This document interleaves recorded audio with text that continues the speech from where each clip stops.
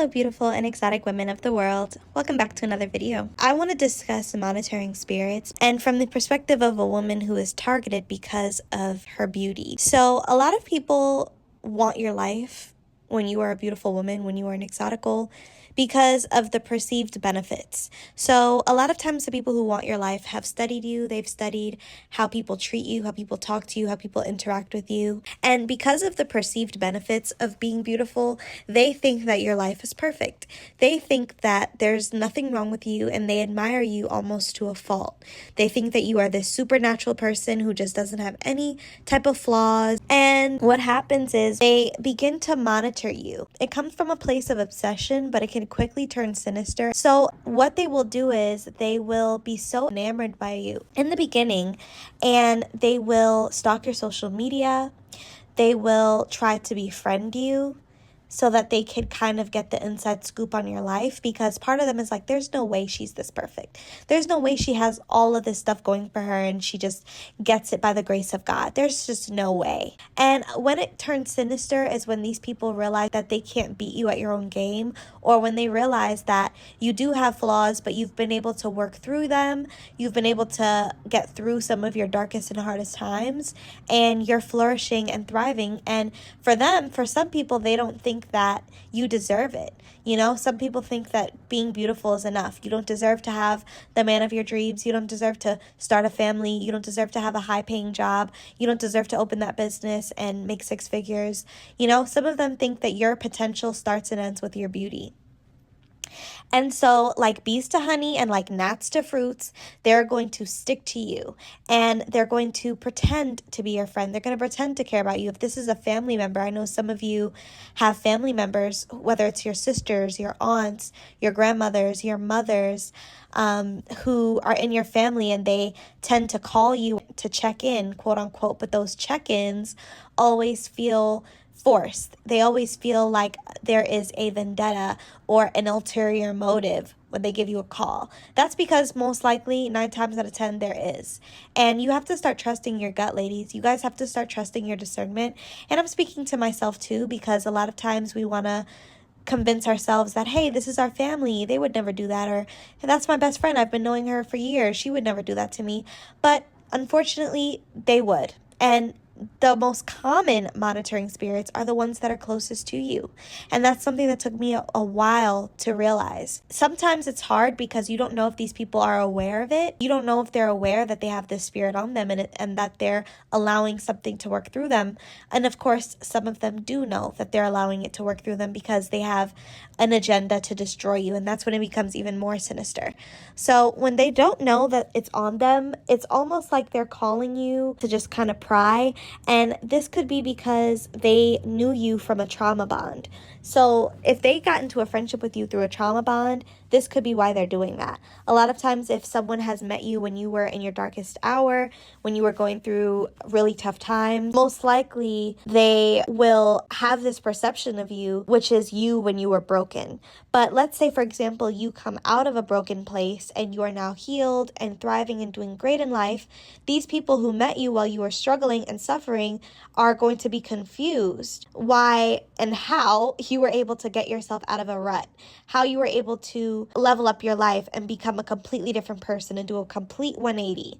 So a lot of times these friends, because they are used to you being a type of way, they will unconsciously turn into monitoring spirits because they are kind of baffled that now you don't call them when you have trouble. You don't call them all the time because you don't have anything to complain about. You don't have any chaos or tea to spill. So you're not calling them all the time like how you used to. You're not trauma bonding with them like how you used to. And they're not hearing from you as frequently anymore.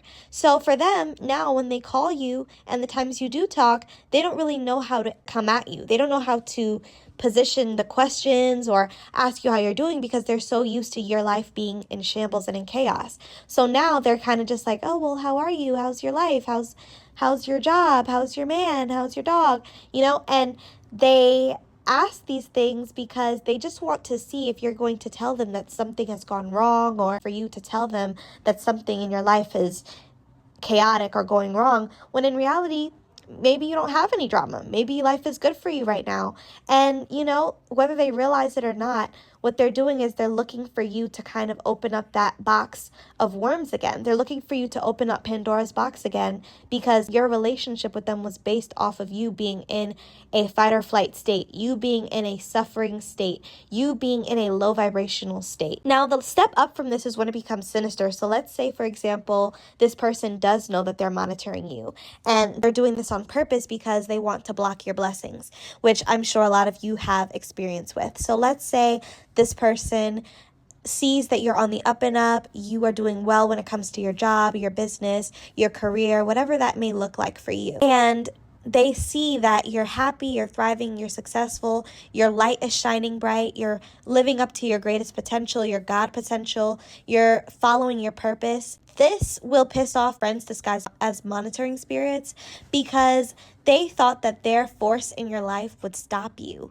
from achieving things. They thought that by you telling them about all the little things that are going on in your life, that they would be able to trip you up energetically with their energy, with their evil eye, with just wishing you harm and wishing things to fall apart for you. And when it doesn't, they become infuriated. And that's when they take it a step further and begin to monitor you so that they can try to break you. And so they'll ask you questions, but it won't be because they care or because they're concerned about you or want to make your life easier or just genuinely want to check in. It'll be to try to figure out your Achilles heel. It will be to try to figure out your weaknesses, what you're currently struggling with and up against, so that they can prey on your downfall. And I just want to encourage you, ladies, to trust the signs and move accordingly. If you genuinely feel like a friend or family member means well, but has that spirit on them and they're not aware of it, which is very common, you don't have to cut them off and being like, F them, I'm not going to deal with them anymore. You don't have to do that, but you do need to wake up to what you're seeing, because you're seeing it for a reason. You're getting the discernment and you're getting the downloads for a reason. And you need to wake up and realize that you have to move differently with these people, because your business is not safe with them. They can't hold water, and they are unconsciously using the information that you're sharing with them to make themselves feel better because they can't understand how you're doing so well now, or just to get information just for the sake of getting information. So you would just have to set stricter boundaries. You have to pull back. You have to distance yourself. You have to stop taking their phone calls. You have to stop hanging out. Be very choosy with how you interact with them. Be selective. It's on your time, not on theirs. That's what you'll have to do. Now, if you realize that this is someone, whether it's a friend or a family member, who is more sinister and vindictive with their intentions in trying to monitor your life, and you have a feeling and a strong knowing that they're doing this to harm you, then you have the right to cut them off. Absolutely. You don't need to keep these people in your life. But just try to learn the difference and try to know to what lengths you need to go with these people, because, not everything calls for a stiff cutoff, even though, and take it from me, I'm the queen of cutoffs. I cut people off all the time and I don't give explanations, but not everything calls for that. Sometimes you just have to enforce boundaries if you haven't been enforcing them before. And even though that's uncomfortable, if the person is truly your friend, if the person is truly a family member who you feel you trust and love, they will respect it, even if it's an uncomfortable change for them. So ladies, drop down in the comment section and let me know your thoughts. I'll also be leaving my email in the description box so you can share with me any stories you have there as well. Have a lovely day.